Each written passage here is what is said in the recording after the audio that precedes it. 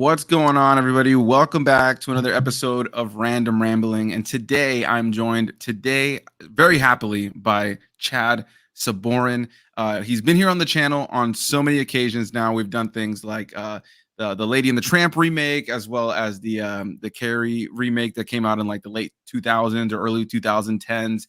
And yeah, I'm very happy to have you on to be on Random Rambling. We were supposed to do this yesterday, but unfortunately I had to reschedule us till tonight, and thankfully he was still able to do so.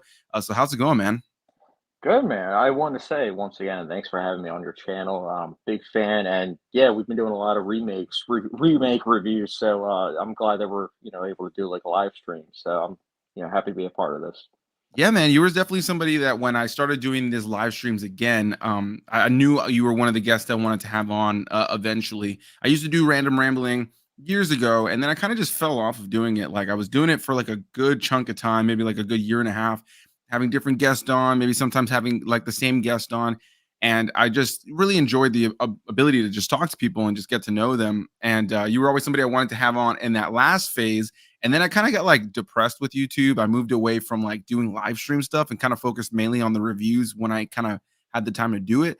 But I brought it back now somewhat within the last couple of months. Been trying to do them on a weekly basis. Missed a couple of weeks here and there, like last week.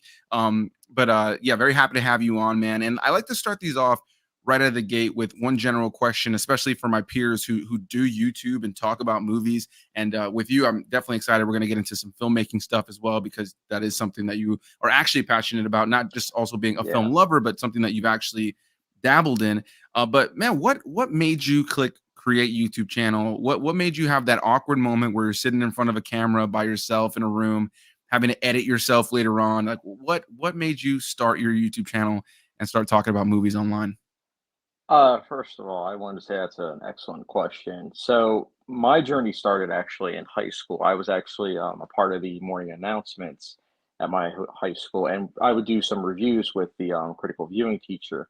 And when I graduated high school, I was like, well, how am I supposed to, how am I supposed to do like video reviews? And I was like, you know what, I'll do written reviews. But that wasn't enough for me. I was finding, so I was like, all right, you know what? Let me try out a video review, see how it does. And it was, I believe, Inside Out. So this was back in 2015, and I filmed it in my car actually, and I posted on YouTube. Actually, no, sorry, let me backtrack. That was my first review, but that one actually didn't make YouTube. That review actually just made my Facebook page. My first review was The Shining. I just decided, you know what, I'm actually gonna put this on YouTube, see how it does, and then from there I just kept doing it, and then one thing led to another, and then I kind of faded out of doing written reviews, but then I got Letterboxd in like late 2017, and I think it was 2019 was when I finally was like, you know what, I'm gonna start back up with written reviews as well as video reviews. So it was just a natural transition for me, honestly, going from high school to college, pretty much. That's awesome. Yeah, to know that you kind of have that background with doing the morning news and kind of doing that kind of whole thing. For me, when I started YouTube, it was a new venture for me because my creative ventures prior to getting on camera and talking about movies was with music. So I was used to Oh performing, wow. but in a different way. You know, I started playing stuff in school and in my church at the time when I was a kid.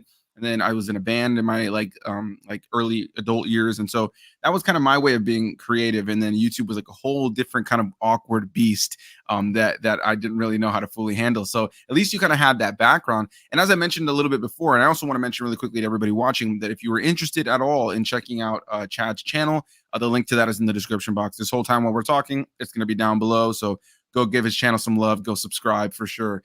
But as I mentioned before, you are also a filmmaker, as you've created some not only short films but some feature length films. What man? Yes. What Yeah. made you push in that direction to finally make that leap? I think we live in a world where there are so many people who love the idea of filmmaking, but oftentimes never take that leap, or oftentimes hold themselves back from doing so. So, what made you like jump into wanting to actually make filmmaking? What were some of those early steps for you? Um, Excellent question. So similarly in high school, I took a filmmaking class and I, made some like short films. They weren't good. You've actually seen them. They're on my YouTube Right. channel. They're like the ones I made a little over a decade ago. But I still loved making those, and it was one of those things where I think it was, I want to say late 2019. One of my good friends, shout out to Marv, he was talking to me about some like movie ideas, and I was pitching him some ideas. He's like, "Dude, that's some good ideas. Why don't you make them?" And I was like, "Cause dude, I just don't think I, have the equipment or anything." He immediately was like, "Dude, follow your dreams, like make it." And later on that night, he sent me I don't know if I have the link still, but it was a Mark Duplass video. And he was pretty much saying the same thing, that it's like filmmaking is a process that you're constantly learning. Each project you're creating something new, and in turn, you're, learning about something new. So that honestly inspired me. And then I just decided to make Incisor. And then from there, that was a learning experience. And then I used what I learned with that to then make Woven Drive. And then at that point, I realized that making feature length films was kind of affecting my health. So then I made short films, and I would watch certain films, and it kind of inspired me to then, make almost like my own version of that. So I don't know. I've always been interested in filmmaking. Like it's hard for me when I'm watching a film. It's hard for me to turn that brain, like that part of my brain off, where it's like noticing the cinematography or noticing the sound design. So it's naturally something that I lean towards. So that was just something as to why I was like really interested in. But yeah, I love it, man. I mean, right now I'm kind of at a point where I haven't made anything in like a year, so I'm in that like that weird kind of funk area, almost like with what you were saying, how it's like that YouTube funk. It's like I'm kind of like that with filmmaking right now, where I'm like trying to find a new project, and sometimes it's not easy. Yeah, I think a year is not too bad though in the world of filmmaking, I think that the best stuff sometimes comes from that like that restlessness to kind of create, maybe this feeling of like I don't really know what the next step is, but eventually I know that whenever you do work on the next thing you make, there'll probably be this great sense of pride because it feels like it kind of was able to kind of cook up Yeah, naturally, and yeah, I've always really enjoyed seeing all the different things you've done filmmaking wise because like you mentioned, you look at some of those earlier things that I remember you seeing you upload and it's yeah, like, yeah, you know what it kind of reminded me of is some like of those early like Chris Stuckman videos that he'd upload of like kind of his yeah, old like, and I admire that man because I never really did anything like that when I was younger, and even now as an adult, outside of doing like little silly videos that I would do every here and there with friends, I never really have taken that dive myself into filmmaking. But it is something I would love to honestly do, and it's something that you I think should, man. You should. I I highly would recommend it. yeah, it's something I definitely would like to dive into, and that's part of why I wanted to have you on is because I have always kind of found like your approach to wanting to just be a part of the world of filmmaking to any capacity, honestly really inspiring. And I'm always reading your you were talking about written reviews. We follow each other on Letterbox and on YouTube and all that kind of Yep. stuff. And I've become a much more avid user of Letterbox in maybe like the last like year and a half. I always saw people using it for like rankings and different things like that, but I just never dived into it. I made an account on it and then I stopped using it, like deleted the app altogether for like maybe a whole year. And then I just like probably in the last like year and a half, I fell in love with the app because I just feel like it's such a great way to kind of like able to contain all your thoughts on movies and keep up with other people's thoughts. And even Well, if and you have Anthony, differing opinions, I love seeing that, and I've always really loved reading your reviews. I'm sorry, what were you gonna say? oh, no, no, I appreciate it, and honestly, the same goes for you. I enjoy reading your reviews too, like, when you write them, but what I was saying is your relationship with Letterboxd was similar to mine. I got the app, I think it was late 2017, and I was just, like, rating movies. I wasn't even, like, doing diary dates or anything, Right. but then I think I got rid of the app, and then late 2018, I got it back, but then 2019, I didn't start using it as much as I did now, or that I do now, so I 100% get it, but it's cool because similar to YouTube, it's like it's an entire community of people that you might not have known about if you hadn't gotten the app. Like at least I found it, at least it's a Right. very interesting app. I always love seeing people that I don't know are on it of my own peers outside of the YouTube Yeah, space that are on it. I think that's cool, because it's cool tonight to hear people like ourselves who really love film and like you mentioned, like I think it's hard when you critique film as like a hobby and something that you ingest on a consistent basis outside of just like, hey, let's just throw something on while we're eating or something. I think it's always interesting to hear the thoughts of people who do just kind of throw movies on just to kind of enjoy them for what they are or not enjoy them, right. versus like people who are really into it. And I do really appreciate the different takes on things. And look, I was just on Letterboxd just a little bit ago. Actually, literally just before we got on here, I did my rewatch of Jaws 4 because I've been slowly making my Uh, ways to the Jaws movies. It's horrible. It's one of the worst movies I've ever seen in my it life, is. but I had so much fun watching it on that level. But what's funny is right after I go to Letterbox to log it, and the first person or the last person to log something from my followers or people that I follow was you with Naiad, which was a movie I actually got to check out Oh a little yeah. bit early. I was like, funny that we both just watched movies with people in the ocean. Um, and one of them is substantially better than the other one, but I actually read your Yes. review, and I appreciated the fact that you weren't really a fan of it. I actually got to see it a little bit early, that one, at a press screening in person in a theater, which I feel maybe heightened my experience a little bit of being able to see it like on the big screen. But I appreciated that you didn't love it, because I also had that clash with it at first. I ultimately came out positive on it, but I love that about Letterbox, is that ability to kind of have like, man, I really enjoyed this film, and then see your friend be like, this was absolute ass. Yeah, well, and honestly, it's funny you say that, Anthony, because when I write reviews, there were some times where I don't really have much to say, Right, and that was Naya was similar. I was like, I finished it, and I was like, I don't have much to say, but I 100% get why people would really like this movie. It's just right, sometimes an inspirational film might not hit you the same way, and that's fine. I mean, it's just like the movie The Killer, like another Netflix movie. right, I thought maybe I saw that in theaters. I thought maybe it was the theater experience as to why I loved it, but I rewatched it and I loved it. But at the same right, time, I'm like, I 100% get why someone wouldn't like it because it's a simple story. It's just right. told, in my opinion, incredibly well. But also about the theater experience, Anthony. I know I mentioned it to you on the side, but dude, a huge congratulations to you just having like being able to get their screeners and everything, like especially with Netflix. That is a huge thing you should be proud of, man. Thanks, Like man. I I mean it. appreciate it, dude. I really do, man. I don't know exactly what area you live in, but honestly, what I'll tell you or anybody who watches this after the fact, that I'm very grateful to my other YouTube peers that I saw going to screenings for movies early. And I was just like, dude, what are you doing that I'm not doing? Like, how are you getting these invites? What I will say, and I put out there to you and everybody else, all I did was I followed this one piece of advice that this when a couple of my peers gave me. Look to see if there is a film critics association anywhere in your area. For me, it's Central Florida. There happened to be one, the Central Florida Critics Association, or Critics Association of Central Florida. I applied. I didn't hear anything for months, for like 4 months or something. And I thought, all right, well, I guess that's that. And then I got an email saying, hey, you've been accepted.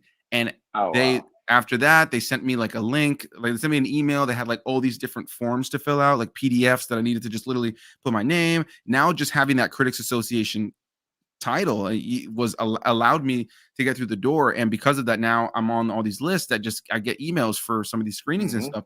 And I truly believe that you 100% are just as deserving and just as fitting for that world, so I say to anybody, like, if you haven't looked into that, because I didn't even think about that as a thing, look to see if there is a critic association anywhere near you. If there is, apply. It may take a few months to hear back, but I wholeheartedly believe that if you do that and you told me, hey, I applied, in no time, I'd be like, yeah, Chad's getting it screenings too. That was the That's doorway for me. I didn't even think about it. And so anybody who's watching this, if you review film and you're just like, what is that doorway to do it? I didn't do anything special. It's not like I met somebody that was like, hey, sir, I like your reviews. Let's bring you through. Like, no, I took some advice from some friends. I went and applied to the local critics association, and it just worked out. So I really appreciate the kind words, man, for sure. But oh, I dude, of know course. that the same thing is coming for you in no time. Honestly, I was thinking around, I was like, that would be what you have, that would be kind of like a dream as like a critic, because it's like you said, it's like once you have that, not only do you get so many different screenings, but because you actually watch them and then you're reviewing them, they see that, hey, Anthony's watching all these movies, so let's send him more. And so Right. it's great. Like I feel like the people that become part of the Critics Association and they watch like I don't know, like the usual kind of moviegoers, like one or two movies, they probably don't get a lot of screeners, or they just I don't know, are trying to think of the word dormant in terms of it. But Right. Right. yeah, I should definitely apply. Like I live in Pennsylvania, so I should definitely try to see Yeah, if I can look it find up, one man. Look somewhere. up. There's probably maybe like multiple ones, because I know here there's one in South Florida, there's one in North Florida, and then there's the one here in Central Florida. And the best part about it is it's open access to, like, when I get these emails, I'll see a list of all the screenings. So if I was out of town, I could be like, Oh okay, wow. cool. I'm going to be in Georgia next week. Georgia happens to have that lined up with that date. I can, RSVP. And kind of similar to what you said is I've noticed that there's people who I'll see it all. I've made a couple of connections, or at least kind of like that quick thing of like, I recognize that person, or that they're saying, hey, Mhm. I know who you are now, because I've gone to a couple of these screenings for like Netflix, and I got to go see the Marvels a little early. Um, but it's one of those things where, you know, continually going, I've realized that there's a lot of people who skip out on this stuff that are only going to the big ones, and I feel like you're missing out on so many cool little movies. You know, the Killer was one of them that I got to check out a little bit early, which was super cool. Like I was so happy to be able to check that movie out early, and I agree with you. I think it's a great movie. I do agree I also love that that movie. because it is a simplistic narrative, you know, is something that could turn off some people. The ending, I'm still a little bit hit or miss on. The very way the moment it ended, I kind of had like a thing of like, "Oh, I wish there was a little bit more to it." But Yeah. I do think it has some of the best cinematography, some of the best, like, character Yes. work for a singular character that you don't know, a character that you both know nothing about, but know enough about. Like, I thought that David Fincher handled that so well, and without a doubt, for me, has probably top 5 one of the top 5 fight scenes in any movie I've seen this year. Like, that one sequence Yes. is just I absolutely incredible. I loved, don't get me wrong, I really, really, really liked John Wick Chapter 4, but hands down, The Killer, that fight scene is my favorite fight scene of the year. It It is, was that was incredible, man. incredible. Yeah. Yeah, I was like, dude, I watched it yesterday and I was like, I wonder if at home it's gonna be just as visceral. And yeah, it was intense. Honestly, what's unfortunate though is I think with The Killer, the only Oscar I can see it actually picking up in terms of a nomination is probably the sound mixing, or I guess the Right. category is just sound now. But I thought that was excellent. Like when he would take out the headphones and like the audio would just change from his perspective. It was just such from a filmmaking perspective, like that film is just unmatched. I feel like this year, Right. That's a it's movie so I good. feel deserved a general, like, release in theaters instead of the straight to Netflix thing. You know, I Yes, appreciate that they had a theatrical run at all for people to check out like yourself and like myself. But, it is a fair shame that play too. what That was that should you have been said? fair play. I think that should have hands down also like that. Agreed. I You were fortunate enough to see that in theaters, but watching it at home, I was like, why am I watching this at home? Like this is a film that deserves the theater experience. Right. Like it's so Like good. right, like, Nyad was one I feel like I benefited from seeing it in theaters to an extent, but at the same time, I do recognize that that movie probably will work the same way at home in a lot of ways, whereas, Yeah. yeah, Fair Play, like, I rewatched Fair Play at home, just a couple weeks ago, showing it to my fiancé and, my roommate, Robbie, and they really enjoyed it, and I was almost more into it the second time because I knew it was coming, and I got to watch it with these guys, like, I was like, "All right, cool, they're gonna" some of these moments where some of the those numbers that they would say to one another every here and there, those things that they Yeah. would say that were just like would heighten the tension up to the next level. I knew they were all coming, so I was just like really excited to see the reaction of things. But yeah, that was one that I think definitely was benefited from seeing on the big screen. And you know, like even I went to go see the new Trolls movie early because I got invited out, and that was another one. Like I noticed that none of the people that I've seen at all the other screenings were there. You Really? know, yeah, like and they just decided to opt out of Trolls. You know, so I think it is one of those things where it's like there's so many great opportunities that come from that. So again, to you and to everybody else, Critics Association in your area, just apply. If you are consistent with reviewing movies, pretty much is what I've learned. Most critics associations are going to take you. If you've been doing it for long enough, if it's something that you have at least some viewership, you know, then you'll make it in. Think you have a Um, chance. because I met another YouTuber who does it, who funny enough has the same last name as me. His name is Jeremy, and I met him Oh, briefly at one of the screenings for a movie called Rustin that's coming to Netflix or already did come to Netflix. I'm not sure if it already came out. Um, 17th. I'm right, excited right. for that. That's right. And yeah, so I got to check that out. Thought it was a good movie. Didn't love it in some ways. I think it played it a little safe, but I thought it was a good movie for sure. Ah, Very powerful in a lot of areas. Very curious to see your review. I mean, it's easily a movie. I think depending on your taste, you could tip one way or the other. Like I feel like I was right in the middle. I gave it a 3.5 star on Letterboxd. I thought it was a really solid movie. it's But fair. I could see some people loving it more and some people not loving it as much. Is it But is it along the same like quality as like Selma? Because I like so I Selma quite a found bit. that Selma was a little bit more serious, a little bit more bleak at times. This movie is not that it's not serious because it's obviously still tackling like a different kind of subject, but it's oftentimes more in the inspirational tale kind of approach. Oh, okay. Because it's not from the perspective of um Dr. King. It's about this other guy who helped him make this all happen, and it's got this inspirational tale, and there's the struggles throughout that. But there were some things and some subplots that I felt like kind of just felt like they detracted from what the movie was really about. Like almost felt Instead like of they had to fit it enhancing. in there because it was part of the guy's story, but didn't necessarily help the story overall. But I really look forward to hearing your thoughts on it. But I got to meet this guy Jeremy, and I learned after the fact from one of the guys that like is kind of like the head of. Have you ever come across the website called Mind on Movies, where you can kind of get like early screenings to stuff? Um, no, that sounds familiar. I use to try to find early screenings. It's called GoFobo, I think it's called. Okay, yeah, yeah. So GoFobo is like one of the more popular ones, but yeah, there's a smaller one Yeah. called Mind on Movies, and I actually went to a couple of these screenings, and they do them across the country, and like it's kind of like you can RSVP online, but then it's kind of like a first come first serve. So you still kind of got to show up a Oh, little early and wait in line, and if you have an RSVP, if you didn't like if you showed up way too late and the theater's packed out already, like you kind of get turned away. It's a bit of a oh, hit or miss depending on like but if you go and you wait, you can get in there. I got to see a couple movies like that, including like the horror movie from a couple years ago, like Antlers. Well, funny enough, one of the oh, guys who was like the top guy, one of the top guys here in the Critics Association, that it is actually the guy who runs that website and that company. So I got to meet him, and he's actually been kind of like help guiding me to like connect with the right people. oh, that's But he awesome, was man. telling me that this other guy, Jeremy, um, only like he had less subscribers than me, so I ended up looking up his YouTube channel, and he only had like 600 or 700 subscribers, which isn't not a diss towards this guy Jeremy at all. But it was more of an eye opener for me that like if you're consistent with online criticism and it's something you take seriously, and the association can see that, the doors can open for you if you apply. So with that said, I 'Cause mean it's, you have a lot of videos, you've got a lot of stuff you've yeah, I covered, do. you have made films on your own, you have a whole letterbox thing. I totally believe that you apply, you'll definitely get in, man.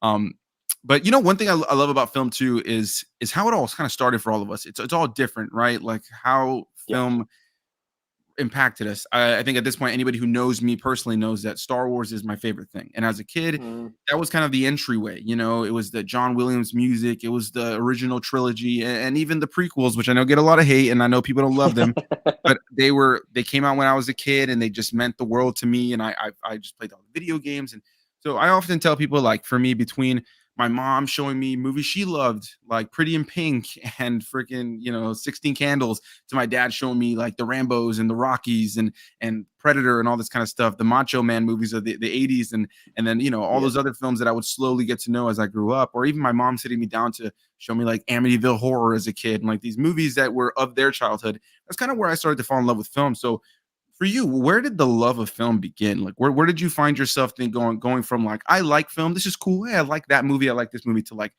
I'm in love with this art form? Well, first of all, I wanted to say all the choices that you have in terms of ones that like, helps inspire you to love film the way that you do now.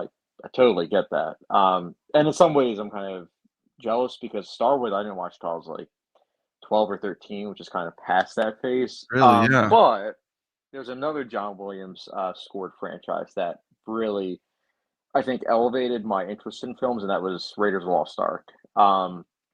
That film, just watching it, the intensity of it, the um, just bloody imagery that was on the screen, that was actually something that really caught me off guard because I think I was like 9 or 10 watching it, and I was just like, "How did they do this?" So I watched it behind the scenes, like, several times. I was like, "This is insane." Like, so I just became immediately intrigued with filmmaking, and then I would say before that, though, like, that was when I got into filmmaking, but prior to that, there was a film called have you ever heard of 20,000 Leagues Under the Sea? Yeah, of course. Yeah. Yeah, so that movie I watched many, many times growing up. I loved that sense of adventure. I loved the characters. I just thought there was so much going on there. And also it really I would say um started my fear of the ocean. I mean, my love, but also fear of the ocean. Like I have a lot of respect for the ocean, but just underneath the ocean, how it's like, there's so much that you can't see and there's so many creatures that we don't even really know much about. That film started that. But yeah, I would say 20 Leagues Under the Sea, Raiders of the Lost Ark, those were the films that really helped inspire me and, like, made me love films, and then trying to think, there's another film, trying to think offhand. Those are the 2 main ones I would say. Oh, It's a Wonderful Life. Like, that was a film that each year I would watch, and each year I still rewatch it, and that's a film that the more I watch, the more I respect, but in a different light. Like, when I was younger, I loved how like comforting it was, but now I just see it as like not just a comfort movie, but also a film that's just like incredibly well made. So I would Right. say those are the 3 main ones. Those are great 3 choices, and I kinda have to jump on the same thing, at least with the, Raiders of the Lost Ark. For me, when I look at, like, the filmmakers that made me passionate about film, it was George Lucas, it was Steven Spielberg. Those 2 in Yes. general, like, they took, and, they obviously tended to collaborate with, John Williams, which made it very easy for me to find, like, music that I loved, whether it be, the Star Wars films or the Indiana Jones films or, you know, Jaws or Jurassic Park. As a kid, before I was wanted to do anything, I wanted to be a paleontologist because of Jurassic Park. Oh, Um, nice. yeah, like long, long ago, that was the dream for a good chunk of time. Just simply because I just loved those films and how they made me feel, and they gave you that sense of wonder and Yeah. adventure that like you really felt like you could kind of take with you in life. And yeah, Raiders of the Lost Ark, fantastic movie. And so Spielberg, yeah, I'm with you there. I want to jump on that though. Spielberg is a director that I have so much admiration for. Like he is one of those directors where he can make every single genre, and it's incredible the amount of detail that goes into his films. Yeah, It's insane. I was thinking about that the other day when I was like rewatching Lincoln. I was like, he could really do it all, can he? And he's still working. And like I heard that he's remaking Bullet, and at first I was like, why? But then I was like, it's Spielberg. It's probably gonna be great. right. Honestly, because even when he makes a movie that's not as like as I don't love it as much as maybe something else that he's made, I always Yeah. can respect the way it's made. When I look at a film like Lincoln, for instance, Lincoln is a movie that is so incredibly well made. It isn't as nearly Yes. as rewatchable for me as like an E.T. or Jurassic Park or Jaws or, maybe, the Indiana Jones films, but I am always impressed by everything he does. I love that in his filmography, amidst the whimsy, the wonder, that Amblin feel that, of course, is essentially E.T. that everybody Hmm. thinks about. Um, I love that there's also things like, like Lincoln or things like Warhorse or things, Like um, Color Purple, right, or Hammersmith. Schindler's List. Like, I love that he has, like, that kind of wide array, and then he could do something like Ready Player One that's just, like, a perfect popcorn film that I never get tired of watching. Is it the strongest story he's ever put out on screen? No, but, like, it's just good fun. He just knows how to make a good fun movie, but also will remind you with even something like West Side Story just a couple of years ago, he just reminds you Yeah. what it is to just make a really solid drama with characters and performance. And yeah, man, he's an incredible filmmaker, and it's nice to know that we both kind of share that love of him. I feel like most people do. I feel like he's one of those Well, super beloved m directors. But maybe it's just 'cause I recently became a part of Twitter the last couple of years, but I see so much, like, bashing of him, and I'm just like, why? I'm like, "How can you not like Spielberg?" Like, I really do have difficulty. It's like George Lucas. It's like, I'm personally not a fan of the prequels, but I do have a lot of admiration for George Lucas right, because he did so much for the industry. Like, there's no looking past, like, him and saying, "Yeah, he's not a good director." Like, no, he did a lot, and I will say, right, like, even though I don't like the prequels, I think he has some great ideas, and I think right. that's what makes me frustrated by the prequels is that there's so many great ideas in those films. Like, Yeah. He's a great so, but world building, like, director. He's got a great yes, sense of vision of his world. Um, but, when you look at a lot of the films of the Star Wars, filmography, some of, my favorite personal one of all time, even all this time later, there's certain films that have come out since that have better special effects or better action but the one that for me, whenever anybody asks me what my favorite movie is, it's always tough because there's so many great movies and it's constantly yeah, changing. But the answer I always give is The Empire Strikes Back. And for me, it's like it had that perfect blend of what George brought to it, which was the story and the world building, but it had this director that had a way to kind of take what George had and kind of ground it a little bit with Irvin Kershner. You still got that yeah, John Williams score, and then you have like the fact that it's like a follow up to a fun movie that is able to take what the first movie was and double down on it 100%. Takes all the concepts of the force and the world and everything. It really doubles down on it. Makes an interesting story. Leaves you with a fun cliffhanger. Has some like emotional moments. Created some of the most iconic music and quotable lines of all time. Like in terms of just like yeah. what that movie is as a sequel. Um, I just love it, and yeah, That's a it's standard. right, right. It's one of those movies that like when you think of what a sequel should be, it's like Empire nailed it, That's one of the and first ones that people think of because I know, Right. like, I like Temple of Doom, but I know that that's not really a popular opinion, so I know I love the Temple of Doom. I will say Oh, you do too? I'm in that camp. When I was a kid, Temple of Doom was my favorite. I think it's Raiders now as I've gotten older. I feel like that's the one I tend to appreciate the most. But Temple of Doom was my favorite Indiana Jones film for a good chunk of time. Dude, I definitely respect that because I mean, first of all, that film has so many great sequences, like the Yeah. minecart chase. I love that. The bridge scene, holy cow! But Right. yeah, Empire Strikes Back, like that Terminator 2, Dark Knight, those are the ones that people think about when they think of like how a film can be better than its predecessor. Right. But yeah, I going back, yeah, I do have a lot of respect for George Lucas. Um, so, but I like Yeah. Spielberg more. Oh yeah. I think on an overall, I'm as a diehard Star Wars fan, and I recognize I'm in a camp of people who like, nah, I don't just like Star Wars. Like it's kind of like a drug to me. So I recognize I'm a little bit biased in certain areas. George has this like ranking in my head that is a little unfair at times. But as far as it, whenever anybody asks me who my favorite director is, it's typically Spielberg, just because of like for me personally, just he's got that whimsy, he's got that wonder, he's got that adventure.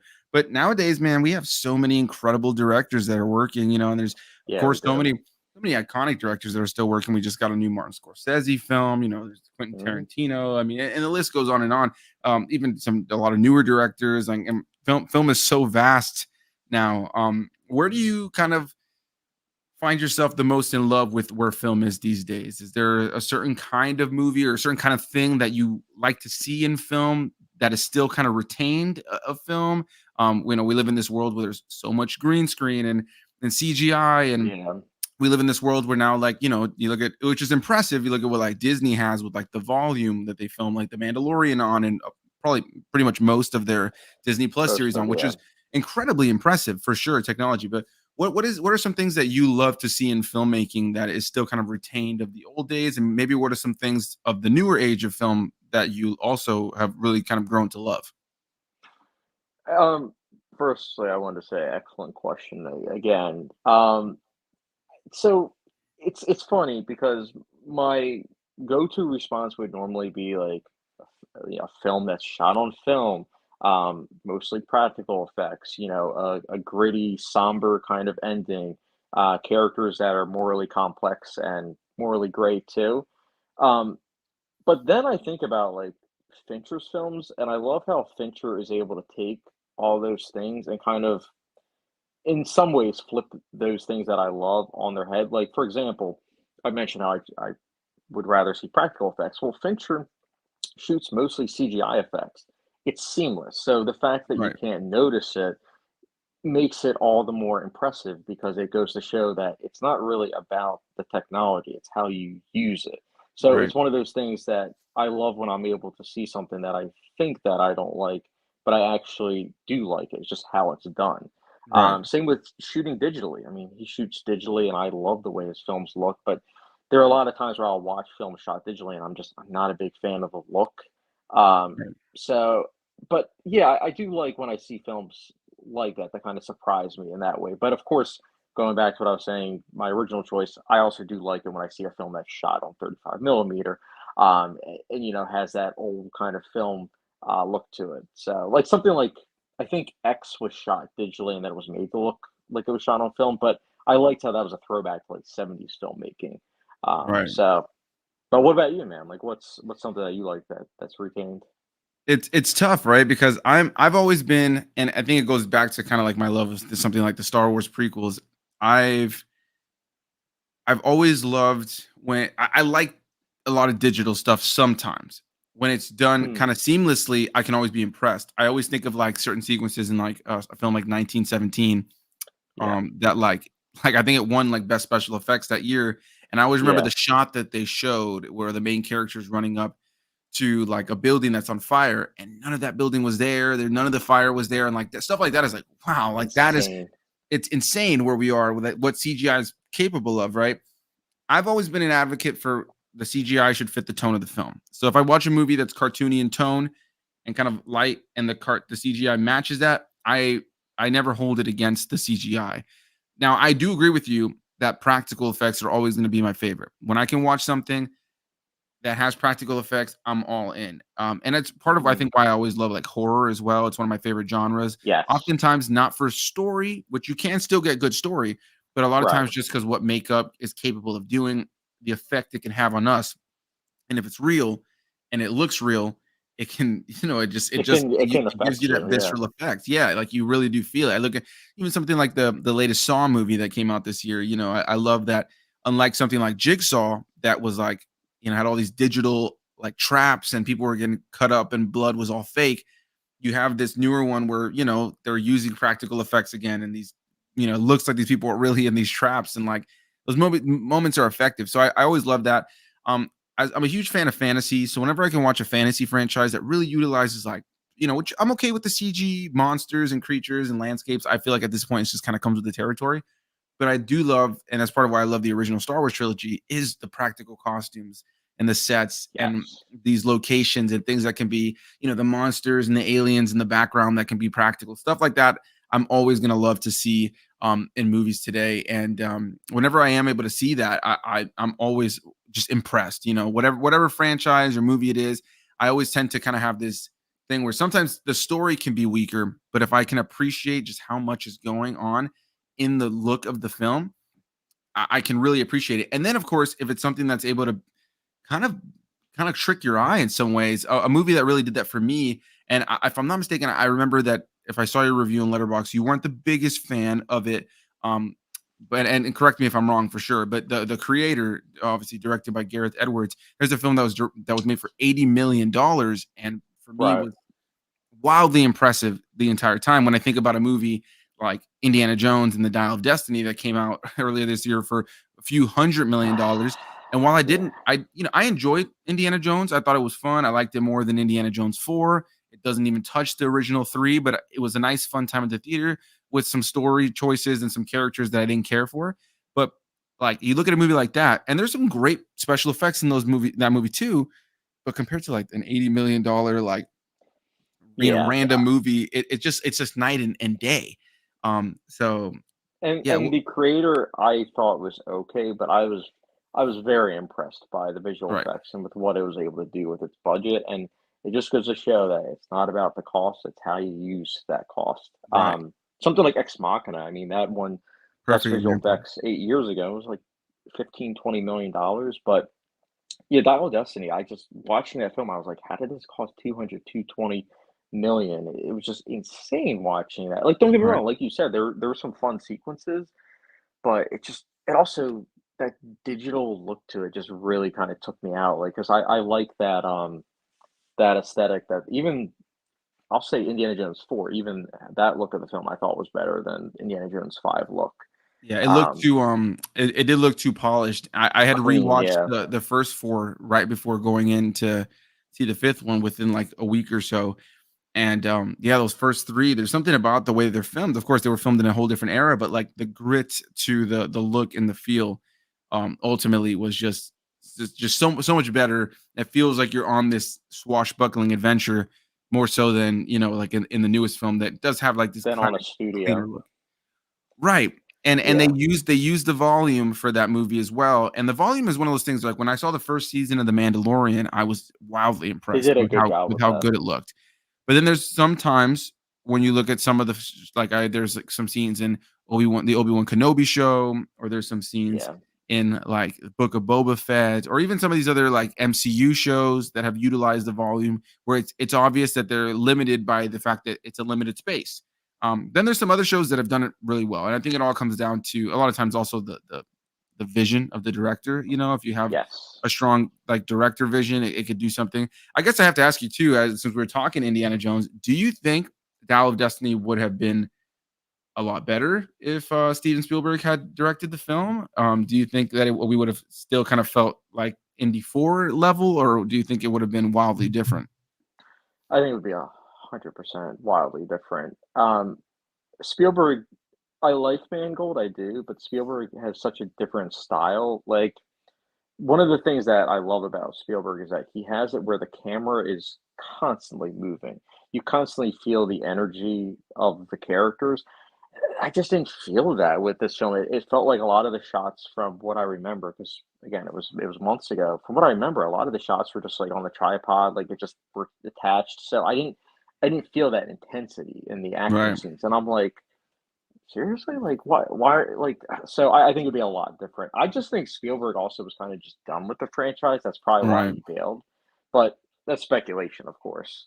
But Right. I agree with you about with everything that you're saying with the plates and everything in terms of with it's all in how you do them. Because like you said, I mean, The Mandalorian season 1, I do think they did a good job with the visual effects, but Right. then you get to season 3 and it's like, not as Right. good. Yeah, I think it's one of those things where you have like a lot of big story things that sometimes require you to kind of like move outside of that volume thing, and they sometimes keep it within the volume.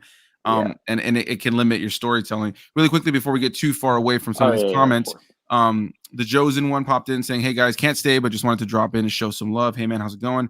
Scottish Geek guy said, "Howdy folks." Our buddy Mike from Did You See That said, "Hey guys, I didn't realize you guys were going live. Thought it was tomorrow afternoon.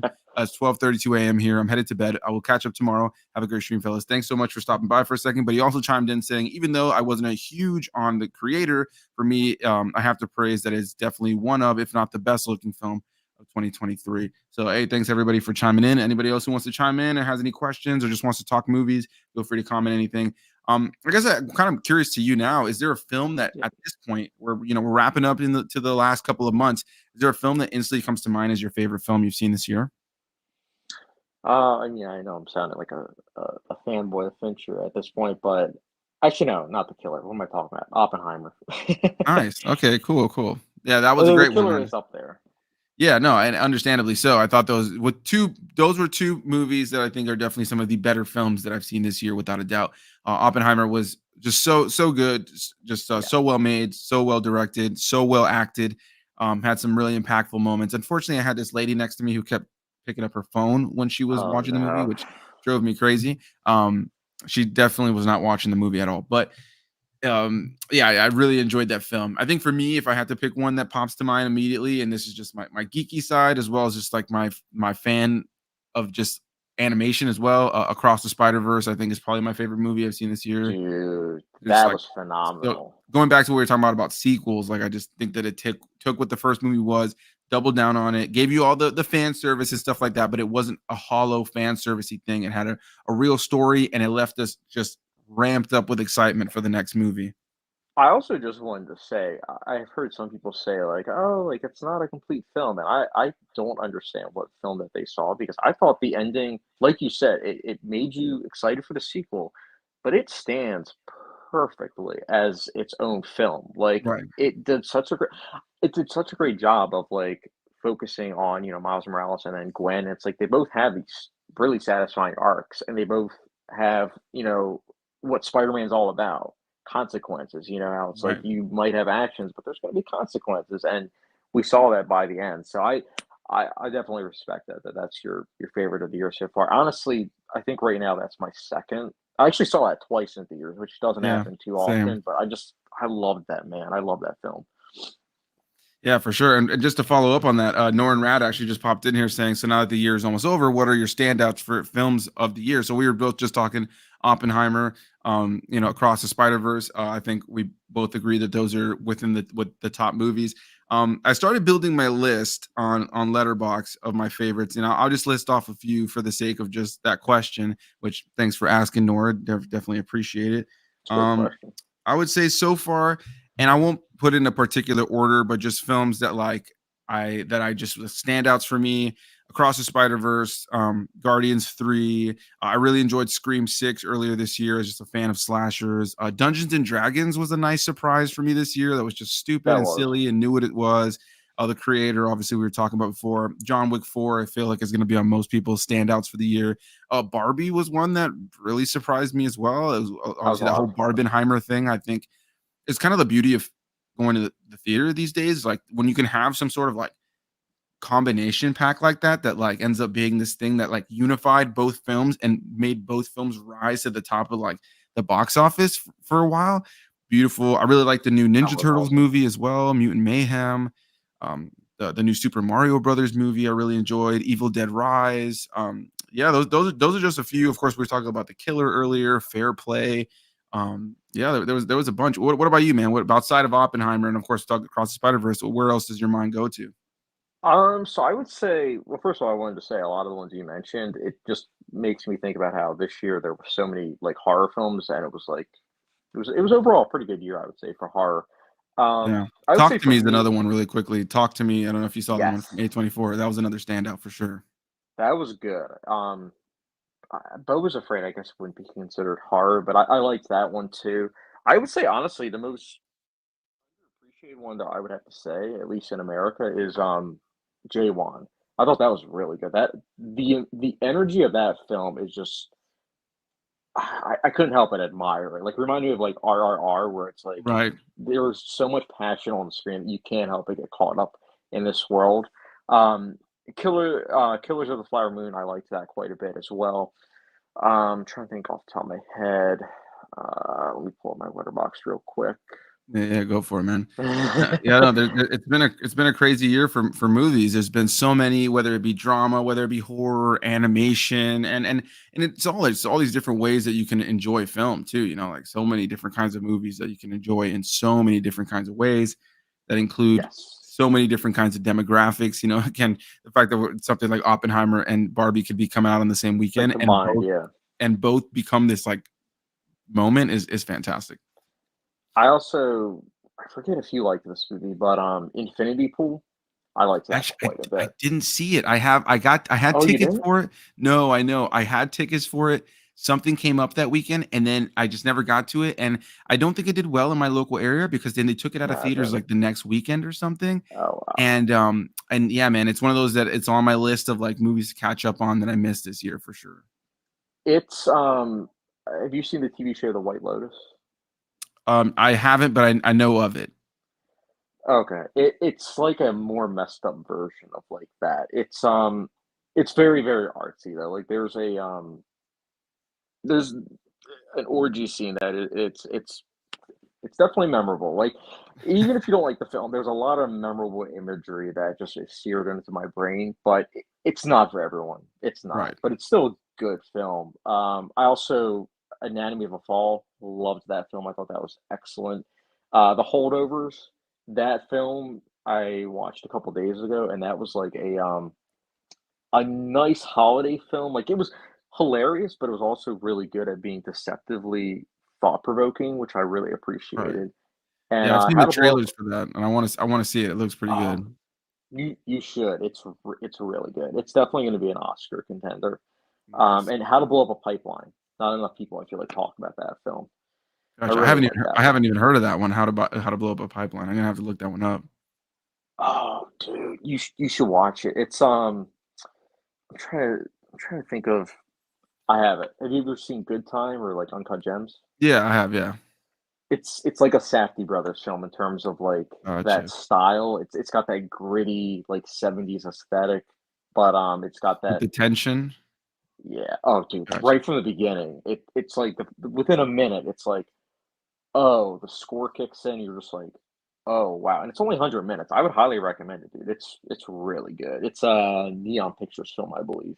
Alright, nice, yeah, that's the beauty of every year is, like, you can, like last year I did my first ever top 10 list on my channel, and, Hmm. I had never done that before because I don't ever if anybody watches my reviews, I don't rate things on my channel, I You don't score didn't. I things. remember.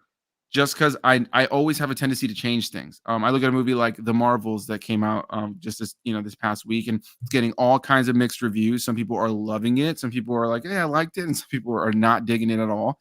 And I gave it a 3.5 initially on Letterboxd, and I in the last week, no joke, have changed it from a 3.5 to a 3, and back to a 3.5 and to a 3, probably Hmm. like 6 or 7 times, no joke. And I'm like that with movies and scoring and stuff. So with Dude, ranking, no, I'm good. the same way. That's honestly, I don't know if you know this, but with my channel, that's why I changed from doing like daily reviews to doing like catch-up videos. It's so that I have a month to think about my reading. Right, So right. I completely get that, man. I get it. It's not Yeah. easy.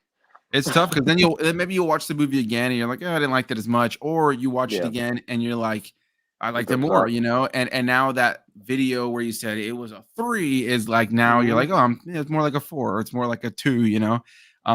So And dude, it's one of those things. and that's something I wanted to touch on. It's funny because us as like YouTube critics, it's like we get that because it's like we understand that your views on films are going to change over time, just like with ranking lists. Um, but I feel like some comments just don't understand that. Like there's some comments I've gotten like from 5, 6 years ago of my director ranking list. They're like, "How did you rank it this?" And I'm like, "Well, it's changed now. Like like Right. my views on that film's improved, so it's a lot higher or it's lower." So it's interesting though how you and I are very similar in that regard, where it's like, yeah, it's not easy to rank stuff. So I get Right. why you waited so long to do like a top 10 list, honestly, because it's not easy. It's constantly changing. Right. Yeah. It's one of those things where like I did it last year. And, another thing that's important that you almost have to like mention to people is like, I'm gonna see more movies from this year Hmm. as the years go on. And so my list is going to change, like I've seen other movies from 2022 since 2022 that Yep. I hadn't seen within the bracket of that year. So my top 10, if I was to rebuild it would probably be different. So same with this year, Yeah. I've seen a bunch of movies that I'm sure some that I'll catch up on next year. Like we don't have that much time left. And there's No, so we many don't. movies I still want to catch up on. One that I was actually sent, I was sent my first physical screener by Amazon Oh, MGM, but for a movie that already came out a while ago, I missed it in theaters, and it's called Air. I'm sure you've seen it with yep. Ben Affleck and Matt Damon. I missed it in theaters, and now I have a physical copy, and I'm looking forward to checking it out before the year's up because I know most people said that was a big standout for them this year. And I never got around to it. Speaking of comments, I don't know if you know this guy, and if you don't, I guess this is just the fun of it. Skynet Jen said, "The Covenant and Mission Impossible 7, you hack frauds." um, Yeah, that's my friend Sergey. He actually him and I not only are we friends like outside of YouTube, but we've actually collaborated on YouTube and we actually nice. have a director ranking video coming out next month for John Carpenter. So yeah, That's he's a good friend of mine. well, see those For see the Covenant I haven't seen, to be fair, oh, you and haven't? no, and the Mission Impossible 7 I also didn't see. So yeah, I know there were some big ones this year I've missed out on. I've seen a lot of movies, a lot. Well, I guess I haven't seen as many as I'd like to have. Some things got in the way with work and stuff at times. I've seen like I Dude, I think get that. altogether I think I've seen like maybe like 70 new releases this year. Altogether, I've seen maybe 156 movies this year, if I remember Holy correctly. cow. But that's what mixed of like if you've been following my channel, anybody's watching, I've been like covering whether it's the most random things. I've been covering the big stuff that's been coming out. I've been covering like random releases for like Shutter early, as well as some like Mhm. Netflix movies early. But I've also like been covering the 14 Land Before Time movies on my channel this year. So there's stuff like that that just kind of gets trickled into the mix. So I've seen a bunch of random things, and there's some stuff I just rewatched this year. I rewatched all the Saw movies earlier this year with my roommate. I've already covered all those on my channel, but he had never seen them, so I showed him all those. And so just a bunch of random things I've rewatched or seen this year. But Dude, I get unfortunately, that. things like The Covenant and Mission Impossible got left out. You would like both of those. The Covenant was quite good, and then Mission Impossible 7 I really liked as well. They're both right now, I think they're both like honorable mentions, but that's just them. Like it just goes to show you how many good films have been coming out this year because it's like just even quickly looking at my letterbox, I'm just like, yeah, there was a lot of good films. Like something like Bottoms, that surprised me. Really liked that film. Um I want to see that one. Asteroids, dude, you would like it. And then I forget, did you see Asteroid I City? didn't know those. So here's a bunch of big ones I've still haven't seen. Right, like there's so many. I've seen so many movies this year, but so many big ones that slipped through the crack. Funny enough, though, I also did get sent a screener, like a for your consideration screener for Bottoms recently. So I'm looking forward to seeing that. Um, as well That's as like good another. news though, because that means that they're trying to push for like an Oscar, Right, maybe right. screenplay, I would say. Yeah, probably because I heard really good things about it. And man, there were so many movies when I look back at the beginning of the year. I'm like scrolling through everything that I watched right now for the year. There's a lot of garbage that's come out this year too, and a lot of There is. outside of garbage, so many forgettable movies, like movies that you're like, I can't believe that came out this year. Movies that I liked when I saw them, that I don't think they're bad movies. Something like, I don't know, Shazam: Fury of the Gods. I don't think that was a bad movie, but man, that like the fact that that came out this year is like I completely forgot all about it. Even Yeah, even because there movies was like some marks. Renfield, like that's another movie that just kind of came and went. But there's also been some really weak crap in here, like Peter Pan and Wendy that's come out this year. Um, That disappointed me. Like, I felt at the time, I felt mixed about it, but looking back, I'm like, yeah, it was kind of disappointing, especially because I yeah, like the director a right, lot. right. I was the same way. I thought the director was going to bring something like different and new to it. And I did not like the kid they cast for Peter Pan. I really didn't like I didn't really like that movie much at all, to be honest, man. It's a weird thing because then there's been real big gems like all the other ones that we were talking about, but there's even been some other movies that came out this year like Gran Turismo. I like that movie, but It was enjoyable. it's not one that I'm thinking about now that we're coming to the end of the year. Like it not a bad It's movie not at all, but it's not the masterpiece that's Winnie the Pooh and Blood and Honey. right. Well, that movie is currently I think let me check. It's currently sat at my number 2 for the worst movies I've seen this year.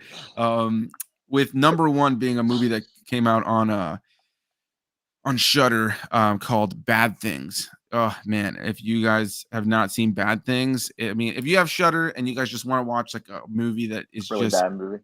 it's bad, man. Like if you have Shudder, it's called Bad Things. I was floored by the movie because with at least with Blood and Honey, there was so stupid that I could at least say that I laughed a little bit.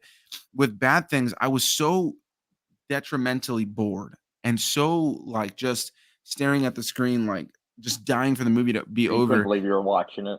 Yeah, man, and the acting and the story was so atrocious, and then, yeah, as far as my top 10 currently for, like, the worst movies, and we'll see if this changes, it's Bad Things, Winnie the Pooh, Blood and Honey, VHS 85, a movie called Giving Birth to Butterflies, The Unheard, Spoonful of Sugar, Blaze, Heroes of the Golden Mask, Shrapnel, and Attachment. Most of those went to Shudder, and a mix of the other ones were just like random movies. Like Shrapnel was like a newer movie with Jason Patrick in it, which I was excited because I liked Jason Patrick from I like movies Jason back in the Patrick too. day. Dude, did not like that movie. Yeah, a That lot of those movies. explains that explains why I haven't seen any of them, the ones that you mentioned, 'cause I had Shudder, like, last year, I think, for, like, a Right. couple months because I wanted to watch, what's it called? I forget the name of it now. It was a South Korean zombie film. I can't believe I don't remember the name off Oh, the I top of know my head. exactly what you're talking about. Oh man, It I'm was struggling. really good.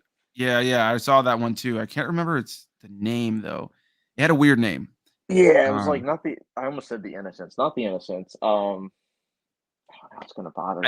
I know here's the craziest part is I have the imagery in my head. I know Yeah, exactly what yeah, movie you're yeah. talking about because it was hyped up at the time. I remember like it popped up Mhm. on Shudder and people were talking about it.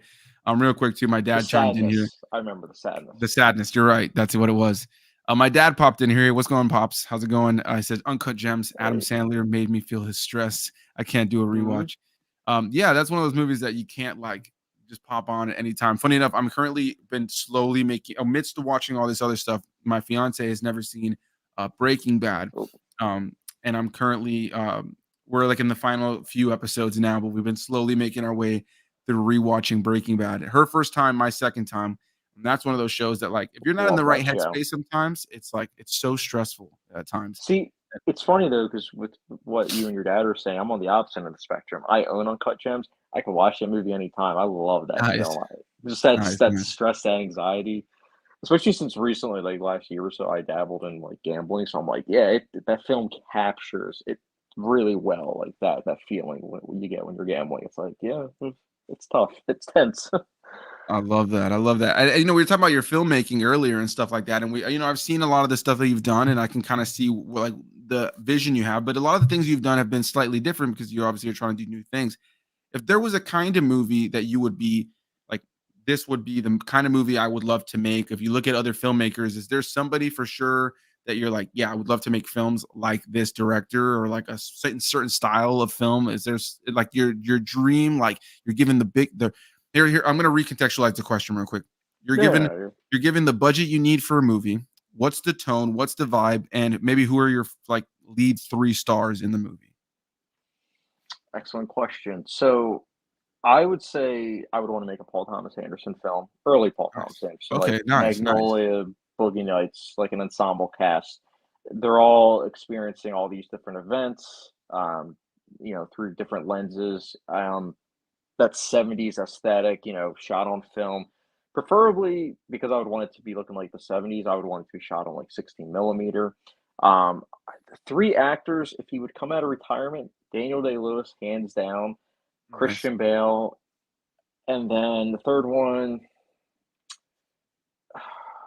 probably Adam Sandler, I would say actually, because I think Adam Sandler, if you give him the right role, he can really come out of a shell and give a great performance. And I think Right. that those three would work so interestingly well off each other, I sense.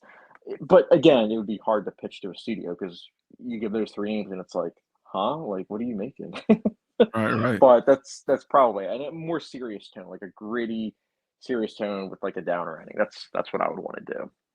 That's like that would be dope. Just that lineup to like see those three on a poster together, or like whatever. Like, is there also? I guess I'll also take that and run with it as well. Like, I'm really big on posters. I love posters for movies. I think we live in a time where we're a bit in like that copy paste kind of over Photoshop poster element. Yeah, Some of my favorite posters of all time, honestly, are these right here. Whether you don't like the movies or not, I think the artwork that was done on the prequel posters is some of the best posters ever made. Um, they are really good. I love the like when you look at like the early like Harry Potter posters or like the Star Wars special edition, some of those earlier like Indiana Jones posters. I love posters that have like a interesting art style to them. Are there kinds of posters that for you, if you were ever to make a movie, would be like your go-to? Is there a certain style of poster that like you instantly think of like that's what I want my film to be represented as? For me, like I said, stuff like that. Also think like Big Trouble in Little China, stuff like that. That's kind of That's a good poster. like illustrated, kind of versions of posters. Those for me are like my favorite kinds of posters. So where does your head go at when it comes to movie posters? So I like two different kind of movie posters. I like the ones where if you haven't seen the film, you look at the poster and you're like, "What the heck is this?" Like Magnolia, for example, or Right. American Beauty. It's like, "What is this?" Like I don't understand. But then when you've seen the film, you're like, "Aha, that's cool." But then on the flip side, I like it when a film poster has enough information to where you don't have to have seen the film. It just immediately catches your eye. You're like, okay, like a Clockwork Orange. I love that poster. I think it That's a is good one. Yeah. I think it's so good because it's like you can't help but look at the poster and say, "I want to see that." Any Stanley Right. Kubrick poster, honestly. Like, I think that The Shining, that poster, it just really catches your eyes with the coloring. I think that's just it too. Like, I like posters that um, use colors to really like allure you into the frame. I think those are the ones that really invest in me. And honestly, the ones you mentioned, the Star Wars ones, I do think those are really good posters. And I'll even say like the later Star Wars ones, did not like Star Wars 9, but the poster not bad, overcrowded a bit, but not bad. I thought Right. in Yeah. terms of I think that poster. the Star Wars content in general has, for the most part, kept up with like pretty solid posters for most of the movies and shows. And but I do agree. Kind of, sometimes there tends to be this sense of overcrowdedness to try to fit as many characters. Yeah. Like movies that I love that I enjoy the posters in retrospect in my head because they're kind of iconic now. But like, think of something like Infinity War and Endgame. Like I love those movies, but those posters have like they were like, let's put everybody we possibly can Yeah. on the poster. And I think it takes away from it. You mentioned one that like you don't necessarily fully know what's going on, but it tells you like enough about the movie that you want to see it. One that instantly comes to mind is that classic poster of A Nightmare on Elm Street, where Nancy's lying in Yes. bed and you just got the hand kind of like leaning over her and her eyes are wide open. It's illustrated. It tells you kind of it tells you enough about the movie without telling you everything that that there needs to be. Or of course, like classic teaser posters like The Dark Knight, with the Yes. fire on the building, stuff like that. Super cool. Like I love stuff like that. Or the Why So The Serious one. Yes, and honestly, I think that's just it too. The imagery immediately captures you. You're immediately like, hmm. Like we were talking Indiana Jones earlier, like Raiders of the Lost Ark poster. You have the characters, if I'm not mistaken, faded in the background, so they're not even Right. at like the forefront. You just see a man, with a fedora and a whip, and you're like, okay, so I haven't really seen a character like that before. So you immediately want to see that. At least I know I did when I first saw the poster. I was Right. like, that looks cool. So yeah, I think posters when done well can be really, really good. Um, just like you said, I feel like a lot of them are just overcrowded, unfortunately, these days. And speaking of things that we don't like as much, we were talking about a little bit earlier about things we really like to see in movies today. And of course, we're talking about like digital things. But what are things that you think are probably like some of the worst things we're seeing in studio films these days? Things that like are feel regurgitated and just feel almost like by the numbers. What are things that you instantly can see in a trailer or when you watch a movie and you think, oh, this movie's losing me because of this element? Um, I think one of the big things is that and let me preface this, but that I like comedies, I do when done well, but one thing I notice is that comedies have it where it's like the first act, it establishes that these friends are like really, really close. But then the third act, it's like one of those things where they, stop being friends. And the reason is just like so like, huh? It just feels a lot like, hey, this is just a plot thread and not necessarily something that these characters that you would believe. And I think that's something that I notice it so much in comedies. And don't get me wrong, I understand in real life that friendships can dissipate because of something simple, but the way that a lot of comedies executed these days, it just really feels forced, unfortunately. Right. And I think also just films, just a lot of times, like from what I've noticed, they just don't have that hook with like studio films sometimes. So it's like it's important to hook your audience within the first like 15 minutes. And sometimes I just don't get that. Um, so I don't know. Those are just some of the things like off the top of my head that or a third act where it's like a big CGI battle, and it's just like I've seen that so many times these days. It feels kind of old hat, unfortunately. Right. Yeah. I So was what about you? recently. Well, I was gonna say, funny enough, you touched on that. I was recently talking to my buddy Dave from Interpreting the Stars. I don't know if you're familiar with Interpreting the Stars. He's been on my channel a Okay. number of times. But he's a really cool guy. Also similar to you, filmmaker. Does YouTube, talks about movies. I think you guys would get along a lot. He um he was recently watching Secret Invasion ahead of going to see the Marvels because he just felt like Nick Fury's in the two of them. Maybe I should catch up. Mhm.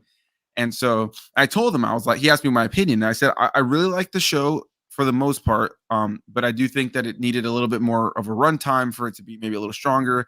I think the 6 to 8 episode like model that Disney Plus has going on right now is kind of hurting some of these stories, in my opinion. But on top of that, I told him that unfortunately it does what a lot of these MCU shows do that like it can be a grounded, serious take on a show. And then like the last 40 minutes of the last episode is just like the big CG like battle and Secret Mhm. Invasion did that where it kind of felt like out of nowhere. Moon Knight was another one that I felt was like probably one of the stronger MCU shows that we've gotten, but then the last episode turned into like the big giant CGI battle where it's just like it does take you out of it. So I was going to agree with you wholeheartedly there that I do think as somebody again, and I mentioned I love fantasy, I love big over the top like stuff. I'm a big geek. I love superhero stuff. I did as a kid. I always dreamed of the movies that we're getting today in a lot of ways. So I'm a sucker for that kind of stuff in a lot of ways, but I do think sometimes we've lost our way with a little bit of it. There is that sense of like, there was that huge window of time where it was the sky beam in every movie at the end and Yes. stuff like that. As far as things that I struggle with today, I feel like so my buddy Robbie, his YouTube channel is the Big Rob Theory. We live together and we will, on our free time, if we're chilling, we've been slowly making our way through the Arrowverse, which is the CW DC shows that focus on like the Mhm. Arrow and Flash. And we grew up loving this stuff. So when those shows started, we were still teenagers and we really liked them back then.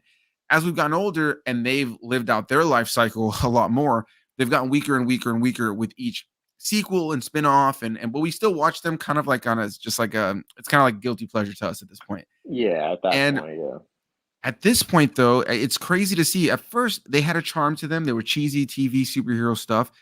But as we've gotten further into them, and it's something that we see in movies all the time now, there is this sense to pander. Now, of course, we live in this time right now where, like, South Park recently came out with that Panderverse episode, and now everybody, like, anything that has to do with like women in film or anybody who's homosexual or anything like that is like, oh, it's Panderverse, Panderverse. It's like, okay, cool. Like, I think there's a balance, right? I think more than anything, things need to feel authentic. And what I hate is when I watch movies nowadays that feels like it's like, hey, we got the cast is people of color. Hey, the cast is the whole story is about being gay. Hey, the whole story, like let's do it like this whole thing that's like doesn't feel natural. But when you have those elements mixed in, when you have a mixed cast of people and you have a strong female lead and you have like strong gay characters throughout the course of the movie, nobody cares. It just feels natural. It feels like normal everyday life, the people you come across in real life. And I do think that sometimes we're in this phase now where there are certain studios that are leaning super heavy into making it feel so fake and inauthentic. And when I watch those shows with my buddy Rob, who is a black man, we've been watching the Black Lightning. That show's terrible, but it's he struggles so much watching that show because it just feels like that they're just making it a point to just like make everything so on the nose that it takes away from what they're actually trying to achieve. At least that's my perspective on things. So I do think we Well, see that in a lot of movies nowadays, and it's again, there's a balance. There's a balance because then you see other movies and shows that do it perfectly, just fine. You know, you have a mixed cast of people from everywhere and different characters with different backgrounds, and it's like a melting pot, like the real world well, versus some of these things. well, it's funny you mentioned that, Anthony, because that's something that some of my friends that they'll watch movies, but they don't watch a lot of movies the way like we do. Right, I've had that conversation before, and my take is that it's nothing new. It's just the difference is now we're in the middle of it. So we're in the middle of experiencing 100, 150 different films. So it's like, of course, we're going to experience that. Like, versus right, looking back in time, like, if you look in the 90s, we're cherry picking. We're cherry picking the best cherries of the batch, so to speak. So it's like, right, there's no, like, we're not going back in the 90s watching 100 to 200 films like of each year. I mean, if we did, I mean, we would see probably a lot of bad films. But we're able to go back right, in the right, '90s and be like, "Oh, Shawshank, like that's a great film about redemption and friendship." But then I'm sure there's other films in the '90s where it was like a terrible representation of friendship and just wasn't well developed. So I don't know. That's just my take. I feel like that's a valid bigger. take, though. I think that that's totally true, and I think that that's something that's really prominent is that we are ingesting things way more today than we ever did, for sure. So I do agree with your take, And sure. oh, and not to cut you off, Andy, but I also wanted to add, I think the other big thing is that because people are in the middle of this experiencing it with the studio that's the biggest offender of that, Disney. Like, think about it. Most people that are just casual moviegoers, they're watching Disney movies, so it's like, of Right, course it's going to feel that way, of course, but they're not seeing like these small films, these like intimate films, at least from what I've seen. So they're not getting to experience like those films that are done well, in my opinion. They're right. just getting to see the And I bad think that ones. So it's that's what's like, frustrating, right? Is you have these big studio films, the ones that get the most publicity, that do feel yeah, like they're doing these things in the most unnatural way, right? And I do hmm agree with you that there's gems amidst it all. There's gems amidst it all that just give natural like relationships, natural actual representation to things, the things that feel just normal. They just feel normal. And like I do think sometimes like somebody like Disney does it right, and then sometimes they don't. They don't. And yeah, it obviously depends on the the creative teams. I one of my favorite shows I'm watching right now is something like Chucky. Chucky's my favorite slasher character. Love that character. He's so just vulgar and ridiculous, and the main two characters in that show are two a couple of gay guys, like two characters, and they did their characters so well. Where I was like in love, I was like fawning over their relationship in the first season because it felt natural, it felt real, it felt right. like real people.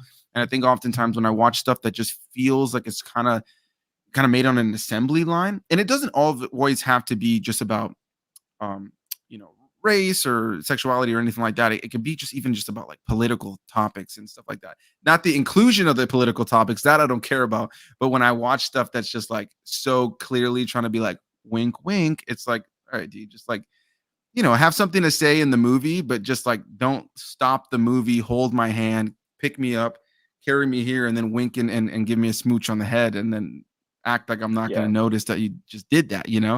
I hope that makes sense to everybody watching. I want these things that are important about inclusion and inclus and like and representation. I want these things to be done well, and it's frustrating when I see big budget movies, the ones with the most marketing and the most in people's face, that are just doing it feeling like in a way that's just so paint by the numbers.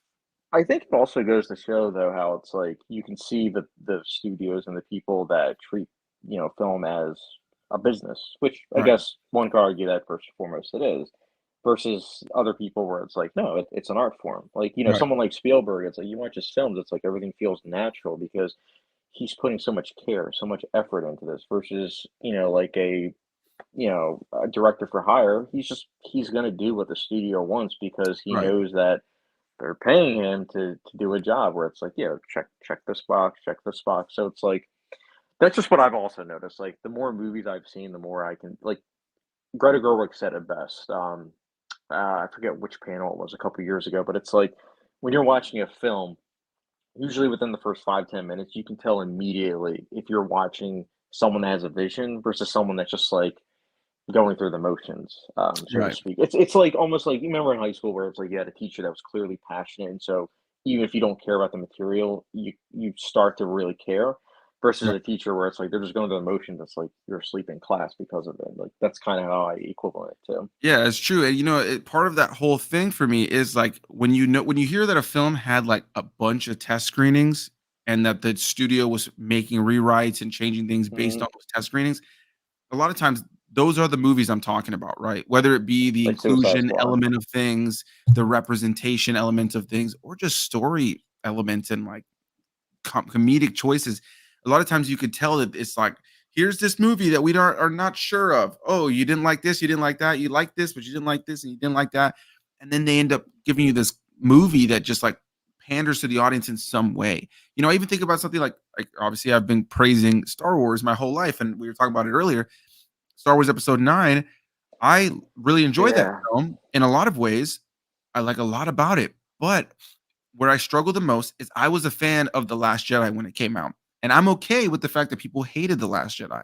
I got into plenty of scuffles about it with people, but as time went on, I'm okay with the fact that people don't like it. I'm fine with that.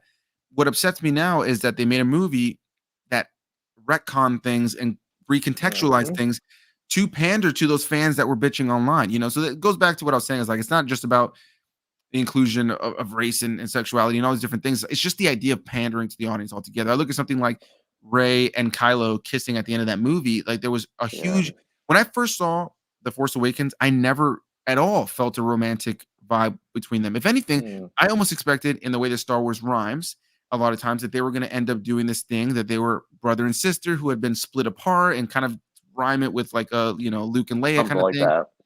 That's where my head was at. And there was such a big following online for the Reylo thing, Rey and Kylo Ren kissing and this romance. But the first two movies of that franchise of the newer ones, every time she sees him, she's like, "You're a monster!" Like literally calling him a monster left and right. Yeah. And then in the last scene that they're together, in the last one, she kisses him, and it's just like they gave in to the fans' demands. Then there was the whole thing with Snoke, and they recontextualized everything. They gave us a different explanation as to why. It's just like at a Well, certain point, you can't listen to the fans for everything.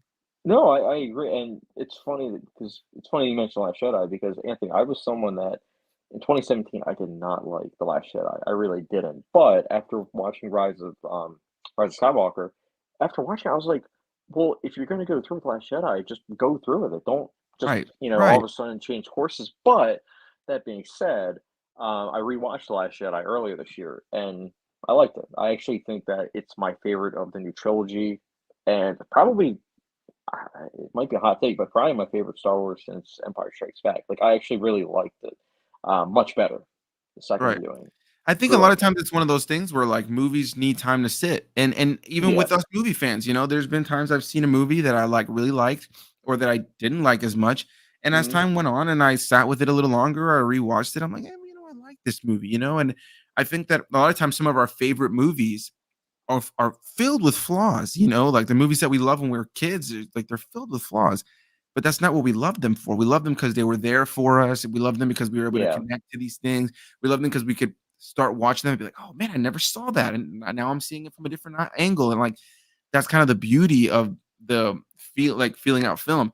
So I feel like when a studio does something, you kind of just got to stick with it and Yes. roll with what the decisions you made, and just like play off of it. Because I think had they played off of it and stuck the landing, then people would have always looked back at the Last Jedi as a part of the whole and maybe had a different perspective on it. The people who hated it. Whereas now there's people Yeah. who love the Last Jedi and thought they shit the bed with the last one, and then there's people who hated the Last Jedi and thought that they retconned everything I wanted them to retcon and made it just right for me in the ninth one. And it's like, okay, well now it's like it's this thing where you're letting the audience decide what you put in movies to the point now where we have so many filmmakers um that are creating movies to try to make something that can be liked by everybody. And I love when a director is like, I don't give a damn what the audience thinks. I'm making something that I think is good and That powerful. I would watch, yeah. Yeah, and if it lands with people, cool, and if it doesn't land with people, cool. Like I like that about film, and I Well, feel like and we've Anthony, lost that. that honestly, in my opinion, that leads to an even bigger issue, and that's that there's no middle ground. There's either the $250 million budget film or there's Right, the $1 million budget film. There's no mid-budget adult catering films. right, And when they do happen, they're either dropped on a streaming for nobody to watch, or for people to watch it for only a week and then it's forgotten, or it's released in theaters and it doesn't make money because it's just not marketed. I think Nightmare Alley is a great example of that, where it's a film right. that if it came out 15 years ago, it probably would have done really well, but it dropped. Everyone saw Spider-Man. Nobody saw Nightmare Alley. It's a I don't know. It's a shame because, like you said, it's like I want to see someone make a vision of theirs that's just going for it and isn't just like like, hey, we got to check this. Like Yorgos Lanthimos' Poor Things. It's coming out next month. I'm so pumped for that because Right. I know it's going to be insane. Because I've seen his other films. I'm like, this guy, like he's something. Right, and that's one of those movies too that I feel like unless you were a film buff or maybe you caught the trailer in theaters and you kinda were intrigued by it, Yeah. I have a weird feeling that it's not gonna, like, do gangbusters, it's not gonna do Mm, incredible numbers, and there's gonna be a lot of people who don't even know about it, and, we were talking about earlier before, a movie that you weren't crazy about, but you at least appreciate, it's the creator, like, people always bitch and yeah. moan about not having original stories and IP, and there's all these franchise things, but then they don't go see a movie that was made for just $80 million and had just enough people gone and seen it. We could have, like shown studios like, hey, like this is cool. But instead, the movie bombed in theaters, Yeah. and the likelihood of getting another one like that is just slim to none, or at least anytime soon. A lot of times the place you find that those mid-range movies is specifically with one studio, but a lot of times it's in horror, and but specifically with like a studio like Blumhouse, who can make a Yeah. movie for like 15-20 million dollars, and they make like triple their budget in 2 weeks, and then sometimes they'll give us something like an absolute gem. A24 has been a great, I think, Yeah. With way low for budget. filmmakers to like put out these really interesting films. But yeah, no, And, I think we do live and in that struggle. Blumhouse, going back to what you were saying, that's one thing that I always feel conflicted about, but respect them about, is that they let their filmmakers go unhinged. And it's Right. one of those things where it doesn't always work. Like something like Halloween Ends or The Exorcist Believer. I Right. don't like those movies, but Anthony, I would be lying if I said that I don't think about those films from time to time because they have such interesting ideas and they Right. just go for it. Even if the execution doesn't work for me, I'm still in admiration the fact that they went for it. You know what I'm saying? Like Right. that's something That's I a good respect about them. way to put it, man, because Halloween Ends is one of those that I didn't like it when I saw it at all in theaters. Mhm. I only saw it the one time, and I can still say in my head, I'm not a fan of that movie. I don't think it's a good Michael Myers movie, but the choices they made have stuck with me where I've thought about that film more so than even something that came out this year, like Shazam! Fury of the Gods that we were talking about earlier that I Yeah. forgot came out this year? Well, and Anthony, I'm not gonna lie. Like until Halloween Ends, I was 100% in. In fact, I was like, how did this movie like not get good reviews at all? It wasn't until we see Mike Myers in the sewer, and I was like, what, what's he doing in this? Like, why? Like, I was invested with Jeremy. I was like, this is interesting. Like, seeing someone accidentally kill someone, and then it's like this Right. entire town is like shunning him, and it's like the town's creating almost like someone that is Michael Myers esque. But then I just see Michael Myers in the sewer. I'm like, what is this? Right, right. It's, but oh my goodness. But that's just it. Like, I admire the fact that they went for it. And like you, I Right. only saw it the one time, but it stuck with me still. Even though I gave it like a 2 out of 5. Right. I think I gave it something similar. And yeah, man, I think it goes without saying that for the two of us, I think what we just want is authenticity in films, whether it be in representation of individuals as well as the way that the films are made. Like you want, the two of us, but you were speaking a lot on just like, let's get this stuff filmed on film. Let's get it as practical as possible. Let's get it as, gritty and realistic as we can. And for me, it's like, let's make sure these people that are in the movie feel real. of any Right. kind, wherever they're from, whatever background they're from, whatever whoever kind of person that they are, just make them feel real. I don't want to feel like the movie is looking at me every 3 seconds and winking and being like, you still with us?" Like, no, I don't want that. Just like let me go along for the journey because those are the movies that I stick with, that I've that the movies that I have felt a connection to for the most time.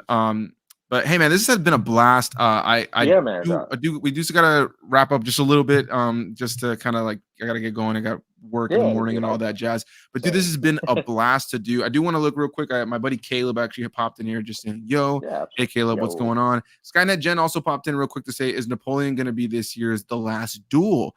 So that's an That's an interesting excellent one, right? question. Because The Last Duel was a movie that I appreciated and thought it was very interestingly crafted more than I actually personally enjoyed it myself.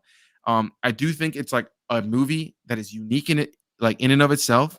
I think there's Yeah. nothing else like it. I think Ridley Scott told a really interesting like story there with telling the same story three different times from the three different perspectives.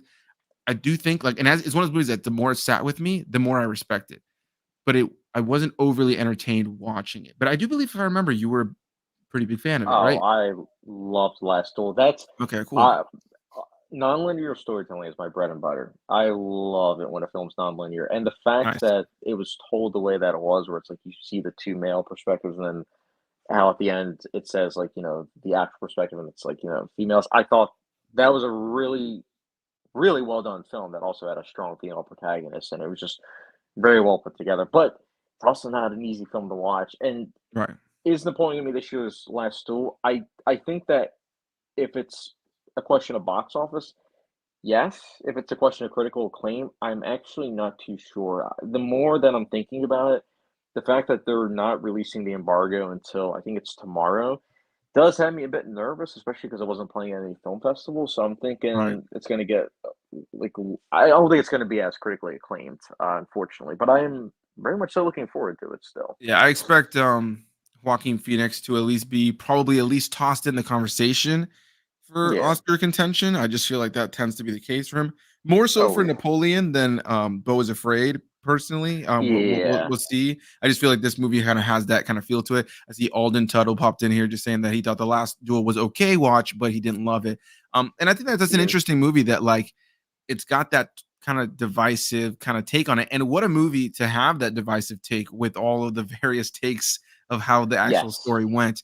Because I think that different people are going to latch on to different parts of that story, even though there's one Yeah. in particular story in there that you absolutely should latch on to, which is, Should you latch know, on to, yeah. it's his story, their story, and the truth. It's like that's the part you should latch on to. But yeah, I think it's one of those things that it's going to be dependent on other people, or us individually, man. And dude, I love this conversation. I want to do this Me again too, soon. man. I hope I can have you on again soon, and we can talk some more movies and filmmaking. This was a blast. I feel like this hour and a half just flew by. It did, I just and want to I want to get you on my channel too, like whether it's like a absolutely. director ranking video or top 10 or just even just a review, like something. Let's do it, man. You just hit me up. And let's make it happen. I know that we talked about it for a little bit. With like the Life of Pi. I don't know if you ever ended up doing that video or not. If you didn't, we can try to maybe still tackle that. If you want to do something else, you I can think I reach still out to do. me. Yeah, you can reach out to me. We can figure it out, whatever the case may be. But hey, man, listen, I want to open the floor to you really quickly. Well, where can people follow you? Like I said, the link to Chad's channel is down below in the description box. So everybody go down there, give him some love. But just kind of wanted to give the floor open to you for shameless plug. Anything you want to plug, anywhere people can find you, what to look out for, all that jazz. Letterbox. I think that if you're a big film buff, I would definitely recommend following me on Letterbox. And then if you do, just let me know with where you heard about me from. Give Anthony Perez a shout out. My Letterbox, by the way, it's Chad.Sabourin. So it's my YouTube channel name, and it's actually on my YouTube channel name as well. And also, subscribe to me on YouTube. I have top 10 lists, director ranking lists, catch up videos, films that I made, et cetera, and of course collaboration videos. So, um, love talking about films. And Anthony, again, thank you very much for having me on the channel. I always appreciate it, man. Yeah, absolutely, man. It would be the one more time of many more in the future. And of Yes. course, I just figured this would be a great way to end it. One of my coworkers, Mike, decided to pop in here saying, "Boo, Jar Jar, boo! Chad's cooler." He's also not the biggest fan of the prequels, and he knows I love me some Jar Jar. So we'll end it on that right there. Chad's cooler. Boo, Jar Jar, boo. Chad, thank you again, my friend. I really appreciate it. Everybody go give Chad some love. His channel is down below in the description box. Go follow him on Letterbox, all that jazz. And we'll see all of you guys in the next one. Bye, everybody.